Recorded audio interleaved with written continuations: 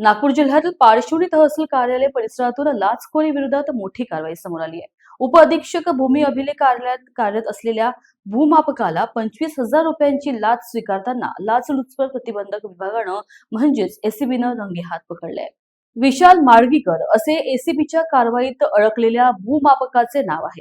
पारशिवनी तहसील अंतर्गत हिंगणा बाराबाई येथील एका युवा शेतकऱ्याच्या जमिनीचे शासकीय अभिलेखात विभाजन करण्याचे काम होते। सदर जमीन वेस्टर्न कोलफिल्ड्स लिमिटेड अर्थात WCL मध्ये जाणार असल्यानं संबंधित शेतकऱ्याला नोकरी मिळण्याच्या प्रक्रियेसाठी जमिनीचे विभाजन आवश्यक होते।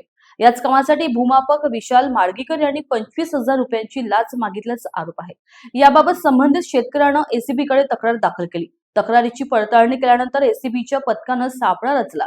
गुरुवारी सायंकाळी सुमारे 6:15 सुमारास पारशिवनी येथील उपअधीक्षक भूमी अभिलेख कार्यालयात 25,000 रुपयांची लाच स्वीकारताना एसीबीच्या पथकाने विशाल माडगीकर याला रंगेहात पकडले। या कारवाईनंतर आरोपी विरुद्ध पारशिवनी पोलीस ठाण्यात विविध कलमान्वये गुन्हा दाखल करण्यात आला असून पुढील तपास पारशिवनी पोलीस करतायत। न्यूज एक्सप्रेस करिता पारशिवनी रामटेक प्रतिनिधी पंकज चौधरी यांची रिपोर्ट।